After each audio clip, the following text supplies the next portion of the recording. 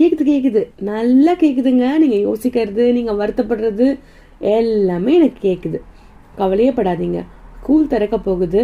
என்னடா school lunch கொடுக்கலாம், என்னடா பிரேக்ஃபாஸ்ட் கொடுக்கலாம் தானே யோசிக்கிறீங்க. கவலையே படாதீங்க. நான் ஒரு தரமான ஹை புரோட்டீன் சாண்ட்விச் ரெசிபி.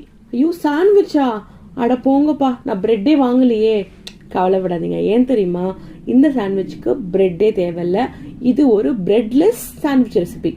இதை பண்ண ஆரம்பிச்சிட்டிங்கன்னா உங்க பசங்க பிரெட்டே கேட்க மாட்டாங்க. ஏன் தெரியுமா? இது அவ்வளோ டேஸ்டா இருக்கும். இதை பண்ணி பாருங்க. உங்க பசங்களோட டப்பா என்னைக்குமே எம்டியா தான் ரிட்டர்ன் வரும். முதல் நாள் நைட்டு பச்சை பட்டாணியை சோக் பண்ணிடுங்க. அடுத்த நாள் காலையில மிக்சியில பச்சை பட்டாணி, பச்சை மிளகா, உப்பு, இஞ்சி, கொத்தமல்லியோட தண்டு இந்த 4 மேட்டரை ஆட் பண்ணி நல்லா ஃபைன் பேட்டரா அரைச்சிட்டு என்னென்ன வெஜிடபிள் வேணுமோ வெஜிடபிள்ஸ்லாம் ஆட் பண்ணி சாண்ட்விச் மேக்கர்ல நல்லா டோஸ்ட் பண்ணி 2 பக்கமும் டோஸ்ட் பண்ணி எடுத்தீங்கன்னா சாண்ட்விச் ரெடி. சாண்ட்விச் மேக்கர் 2 இல்லையே, நான் என்ன பண்றது? கவலைப்படாதீங்க. இதே பேட்டரை குழிப்பணியார கல்லில் கூட நீங்க குத்தி கொடுக்கலாம். குழிப்பணியார கல்லும் இல்லையா? பரவாயில்ல, ஊத்தப்பம் மாதிரி தோசை கல்லில் வாத்து கொடுக்கலாம்.